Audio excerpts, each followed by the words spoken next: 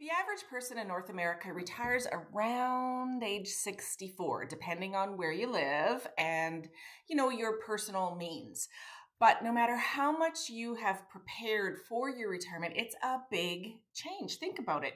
You've gone from structure, from purpose, from routine, from knowing what needs to be done every single day to nothing. You're in control completely. There's nowhere you have to be and nothing that you have to do. So it isn't surprising that I saw a recent article from our AARP that said about 35% of adults feel loneliness and isolation in their retirement. They've left many of their friends, many of their routines behind, and now they're just trying to figure out a way to move forward. Hi, everyone. I'm Maureen Dobransky, and welcome back to my channel. This is Life Starts at Retirement. I produce a retirement lifestyle video every Saturday at noon. Now, today we're going to chat about a topic that I think that really resonates with many of us as we step into retirement, and it's making new friends and why we need to, some tips on how we can. And I'm very passionate about this topic because it's right where I am in my retirement journey. You see, this whole channel is dedicated to making your retirement remarkable. And for me and many others in retirement, having friends, having a social life, having a purpose helps to make that retirement even that much more remarkable. And I chose this topic for a few reasons this week. First, I am a very social person. I need to be busy. I need to have friends. I need to go out. I need to have something to look forward to. And so because I know those things, I also know I'm the only one that can put them into my life. My mother-in-law used to say, the only helping hand you have in your life is at the end of your own arm. And it's true, because sadly, no one's going to come and knock on my door and go, knock, knock, knock. Hi, Maureen, do you want to be my friend? No one's going to do that. And the older we get, it seems like the more difficult the more we struggle maybe making friends. I looked at my 5-year-old grandson, Carter, just recently. He started kindergarten in September, and he's got tons of friends. Everybody is his friend. They just accept people as they are, and they just want to have fun. But it seems as we age, that becomes more and more difficult. So I decided I really needed to find ways to make friends, put myself out there. And here's a few things that I've learned. Now, first, I want to talk about the benefits of why friendship is so important in retirement, and then I'll talk about some ways to go about doing it. Now, first of all, retirement does bring big changes. We've talked a bit about that already. And while it really can be a wonderful time, it can also feel scary, isolating, cause anxiety, because we went from having a purpose, again, having a routine, having something to do every day, to having to figure out this next stage of our lives. We went from having people to talk to every day, having people to laugh with and to share experiences with, to nothing. It can be a real game changer. And so we really need to try to get that balance between having something to do and having people in your lives and just feeling wonderful. It's like, for me, having friends or having something to do is like a natural mood booster.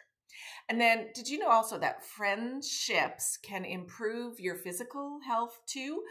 Just by having contact and talking with other people, you can help lower your blood pressure.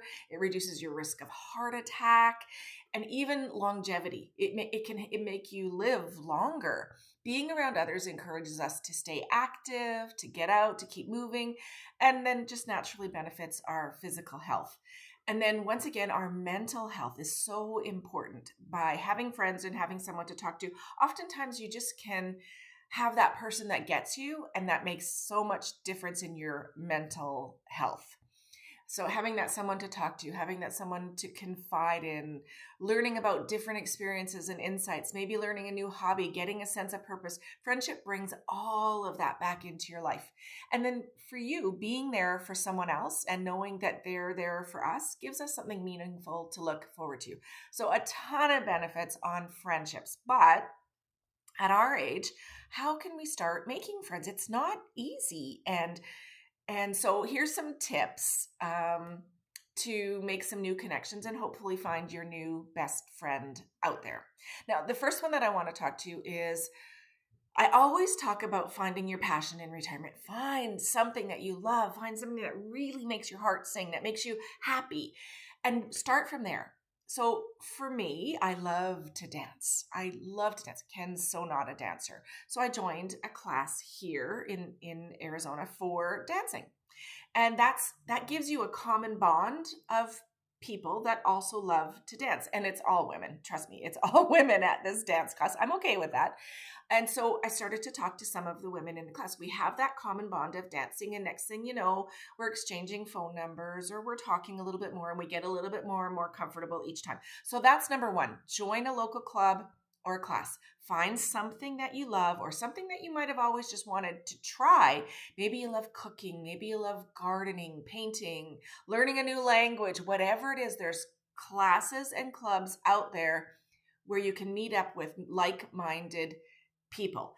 And again, these group settings are great because everyone is there to learn, to have fun, and it's really easy to break the ice to start having conversations because you can talk about dance or you can talk about gardening or you can talk about cooking. So it's really easy to break the ice. And I want to tell you about my mom. Here's my poor little mom. She's 83 years old, 83. And my dad's in a home. He has very bad dementia. She's never lived alone before in her life. So she's learning to live on her own. And so she plays cards 3 times a week. She plays canasta and crib. But she's really wanted to play bridge. She used to play bridge years ago, but she was a little nervous because you have to learn, I guess. I've never played bridge. You have to learn how to bid. You need to know sort of what to do for it. So she's talked about going to the bridge class for quite some time. Well, this last week, she went. And she loved it. She said it was fabulous. There were 16 people there. She talked to quite a few of them. She played well. She wasn't embarrassed, although she probably would have went anyhow. She felt like she fit in. And I'm so proud of her because she put herself out there and did something outside of her comfort zone. And who knows, maybe one of those people at Bridge will be her new best friend. Who knows? So here's one that kind of surprised me. I never really thought of it, is reconnecting with old friends or old acquaintances, because sometimes just making new friends can be intimidating. And maybe it isn't just about meeting new strangers. Maybe it's about connecting with some people from your past. But I put this in here because just recently I was scrolling through Facebook, I don't know, maybe a month ago, and an old neighbor of mine had posted something about her kids who now have kids. Like they were little kids when we knew them, and now they have kids. And she posted something about her kids' kids. And I commented on it, and then she commented back. And next thing you know, we're PMing each other. Next thing you know, we've exchanged phone numbers and we're texting each other. And it was fabulous. You know, we used to be good friends when we lived across from each other. And now we're, again, hopefully going to be good friends in this stage of our life. And next time I'm back in Calgary, I told her that I would text her and we could hook up and go for lunch. Who knows? It's always fun. So maybe meeting or reconnecting with old friends and old acquaintances. And then for those of us, and there's many of us that struggle putting ourselves out there in social situations, in this day and age, we can make friends just from the comfort of our own home. Social media, online groups, there's apps for meetups. There's so many things that you can connect with people and never even have to leave your home. So there's so many people that share your interests. So like meetup groups, like I said, or Facebook groups, even local community boards that are online. And I have a great story of a good friend of mine. She's quite shy and not as outgoing as I am. And so she joined a meetup book club. And she enjoyed it. I believe it was every once a week, they'd all meet up online and they'd all talk about the book that they had read, and she liked this and they liked that, and etc. And there was one person that she seemed to sort of connect with in the book club. They had the same ideas, the same thoughts, and same thing. Next thing you know, they said, well, why don't we start texting? So they exchanged phone numbers and they texted. And then just recently, she was able to meet them in person, and it worked for her. So she slowly built up a friendship online and then made that friendship go in person, which was fabulous. So check out meetup groups, Facebook groups, etc. And I have a great Facebook group. It's facebook.com/group/life starts at retirement. And there's everybody in there, and almost 35,000, I think, right now, people. So consider joining that and sharing your experiences there. Now, I highly recommend also checking out like local events and local things to do really, really close to home, because there usually is so many activities you don't even realize. Your local library often brings in speakers, has book clubs, has so many things going on. The community center, coffee shops, there's so many different things. Again, if you're willing to put yourself out there, there's book clubs to live music, to craft markets, to putting yourself in a craft market. For us here in Arizona, we're very lucky as we are in a retirement community. And we just got here in the end of September, and our neighborhood had a neighborhood dinner. It was potluck. We all met at the community center, and it was great. We met quite a few people, and I've even gone for a walk with one of the ladies that we met. But again, at some point, you have to be willing to put yourself out there and see if you can slowly make a friendship happen. And then next, traveling in retirement to me is an amazing opportunity, not just to see new places, but to meet new people. And what I've been learning, there's so many group tours out there, especially organized for retirees, and they're filled with people looking to make memories, looking to make connections, looking for friends. So if you're able to, consider going on a group cruise for retired or a guided tour that focuses on seniors or retired people. Many people end up forming lifelong friendships after just spending time maybe exploring new destinations, getting to know one another. And if you're single, there are so many groups that specialize in single seniors that aren't looking for love. They're just simply looking for companionship and friendship. And it's a fabulous way to meet new people. And then volunteering. I talk a lot about volunteering. It's a powerful way to give back while also meeting new people as well. Again, you have a common bond because you're both volunteering or you're meeting people in that organization. So many organizations are thrilled to have retirees on board. We have a lot of experience. We are dedicated. We work hard. So whether you volunteer at a local animal shelter, a hospital, a museum, a community group, whatever it is, it gets you into the door meeting people that have a common bond. Now, my only suggestion would be just to start small with maybe a few hours a week or even a few hours a month, just to make sure that that organization is a fit for you and that you're a fit for them.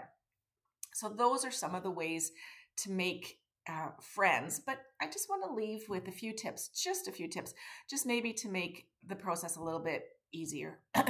Number one, be yourself. Don't try to be someone that you're not. People appreciate honesty and sincerity. So just show up as yourself and don't be afraid to be yourself and share a bit of your journey. Number two, take the first step. I talk about that a lot. Sometimes the other person is waiting for us to talk, and sometimes we're waiting for the other person to talk.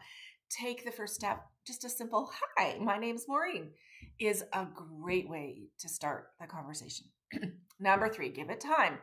Especially at our age, building new friendships can take time. But sometimes, or many times, it's so worth it. So don't be discouraged if things don't click right away. It does take time to do that. Number four, stay positive and curious. Show a genuine interest in the people that you meet. Ask questions, listen, share your thoughts. I always try to go into a new conversation with 3 questions that I will ask someone. So maybe something like, where was your best vacation? Or where do you like to go when you travel? Do you have children or grandchildren? So I try to go in with 3 questions that'll just sort of break the ice, I guess. And then number 5, follow up. So if you're able to get a phone number, send a quick text saying, hey, I had a great time today. Thanks. Hopefully we can go for a walk, or hopefully we can meet up later, or go for a drink, or go for lunch, whatever it is.